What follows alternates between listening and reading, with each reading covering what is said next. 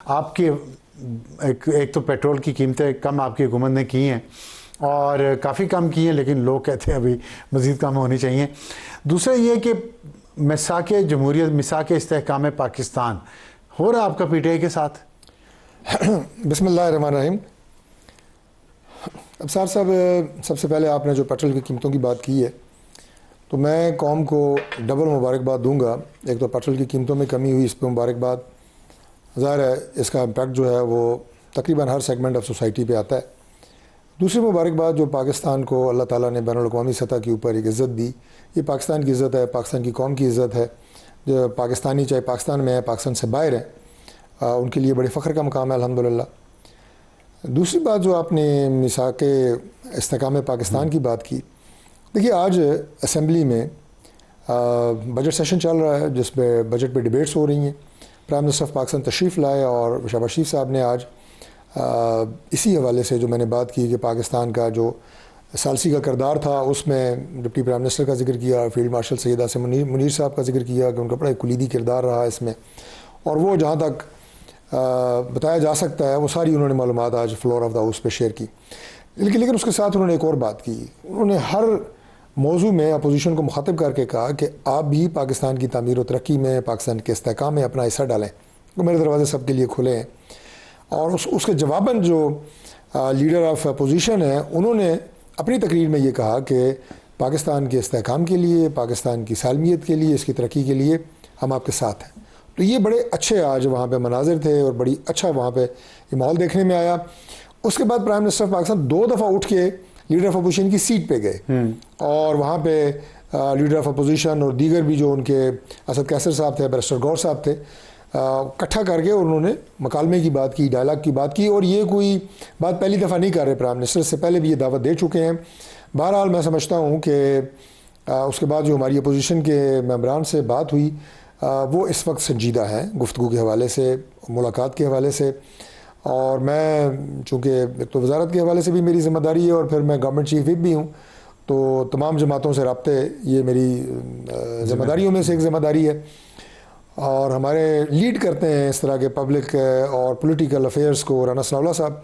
तो हमारी आज कुछ इनफॉर्मल मीटिंग्स हुई हैं अपोजिशन के रहनुमाओं के साथ और इंशाल्लाह ताला बहुत जल्द उनकी प्राइम मिनिस्टर ऑफ पाकिस्तान से मुलाकात होगी। कुछ मीटिंग्स आपने कहा हुई हैं, कितनी हुई हैं? कुछ 2, 1, 3 2 मीटिंग्स हुई हैं। उसमें आप राना सनाउल्लाह थे हुकूमत की तरफ से और अपोजिशन की तरफ से कौन कौन? मेरा ख्याल है अभी वक्त से पहले मैं उनकी तफसीलात में ना ही जाऊँ तो अच्छा है कि कौन लीडर थे, चूँकि उसकी वजह बड़े अफसोस से मुझे कहना पड़ता है। टॉपिक्स हैं नहीं उसकी नहीं वो ऐसे उसमें आप बड़ी तेज़ी से सीख रहे हैं की बात नहीं है। आलमी सफारतकारी जिस तरह खुफिया तरीके से की जाती है, आप लोकल सफारतकारी। मैं समझता हूँ कि पाकिस्तान तहरीक इंसाफ को मुज़ाकरात की मेज़ पे लाना ये ईरान और अमेरिका को मुज़ाकरात की मेज़ पे लाने से ज़्यादा मुश्किल है। अच्छा 47 साल बाद वो आए थे, ये उससे मुश्किल है, ये ज़्यादा मुश्किल है। तो आप जो सफारतकारी हम कर रहे हैं उस पर ज़्यादा जो है आपको एक देखे ना, मैं जो कहा कि दुश्मनी वाली बात है, यहाँ भी दुश्मनी वाली बात है। नहीं दुश्मनी वाली बात नहीं है। हमने कभी ये नहीं कहा दुश्मनी होती तो प्राइम मिनिस्टर पाकिस्तान कभी उनके चेयर पे जाके उनसे मुखातिब ना होते। वो इधर नहीं आए थे, हम उधर गए हैं, गवर्नमेंट गई है अपोजिशन के पास।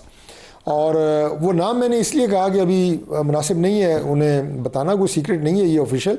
लेकिन ये अब्सार साहब बड़े ही अफसोस की बात है कि इस वक्त जो पाकिस्तान तहरीक इंसाफ की सियासत है उसे लीड कौन कर रहा है? इनके सोशल मीडिया जो ट्रोलिंग ब्रिगेड है, ये उनके डर से मुज़ाकरात से घबराते हैं, ये उनके डर से पीटीआई वाले प्राइम मिनिस्टर से मिलने से घबराते हैं। टीवी स्क्रीन पे नजर आया, असद कैसर से बात हो रही है, जुनैद अकबर से हो रही है, महमूद खाना चकजई से हो रही है। ये तीनों हजरात आपके ख्याल में ट्रोल ब्रिगेड से डरते हैं? ये तीनों नहीं, हाँ ये सारे डरते हैं। नहीं, ये भी इंक्लूडेड, ये भी डरते हैं, बिल्कुल डरते हैं, और इसलिए ये बातचीत नहीं करना चाहते, वरना कर लेते। ये बिल्कुल ठीक बात है। It is one of the reason, ये उनकी बाकी वजूहात में से एक बहुत बड़ी रीज़न है कि ये बहुत घबराते हैं। जो आज ये आप सोशल मीडिया को यकीनन मेरे से ज़्यादा फॉलो करते हैं और हैं, जो ये तस्वीर आज सोशल मीडिया पे आई हैं, आप ज़रा वो जो ट्रोलिंग ब्रिगेड की मैं बात कर रहा हूँ उनके कमेंट्स पढ़ें, ये उनसे डरते हैं। तो फिर अगर ये हालात हैं तो इसलिए आप नाम डिस्क्लोज नहीं कर रहे उन अपोजिशन के लोगों के जिनके साथ आपकी मीटिंग हुई है?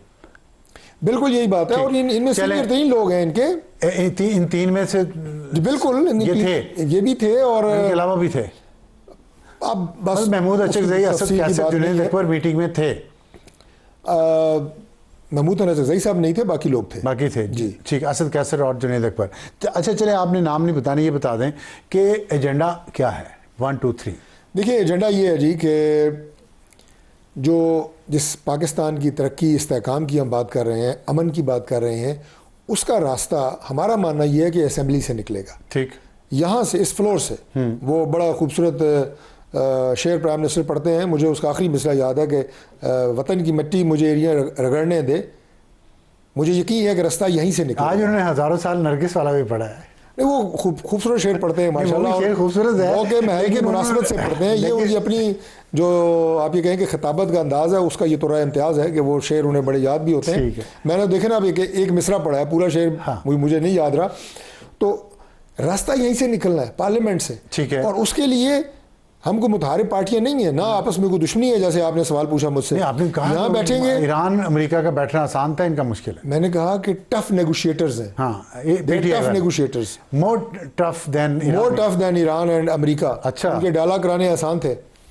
इसलिए अब हमारी कोशिश है, दरखास्त है कि अब मुज़ाकरात की मेज़ ही वो रास्ता है कि जिससे आपके गिले शिकवे भी दूर होंगे, फासले कम होंगे। जी, इस दफ़ा मुझे उनके अंदर एक बहुत बड़ी तब्दीली नज़र आई। जब आपने कहा, हमने कहा कि यही रास्ता है, ये उस पर माने कि हाँ यही रास्ता है। बिल्कुल माने हैं, और इसीलिए आगे मीटिंग में बैठे। इसी दफ़ा मीटिंग में आगे बैठे तो जब ये बात तय होगी कि यही रास्ता है, तो वो रास्ते में क्या क्या चीज़ें चाहिए उनको। देखिए, अब हमने जो पहले भी इन्हें दावत दी थी, मैं और राना सनाउल्लाह खान जो है लीडर ऑफ अपोजिशन के चैम्बर भी गए थे आज से कोई 2-2.5 माह पहले, और उन्हें मुज़ाकरात की दावत दी थी और प्राइम मिनिस्टर से मुलाकात की बाज़ाब्ता दावत दी थी। अब उनका एतराज़ ये है कि जी हम प्राइम मिनिस्टर हाउस नहीं जाएंगे। हमने कहा आप स्पीकर चैम्बर आ जाएं, न्यूट्रल जगह है। अब हो सकता है कोई तीसरी जगह मुकर्रर हो।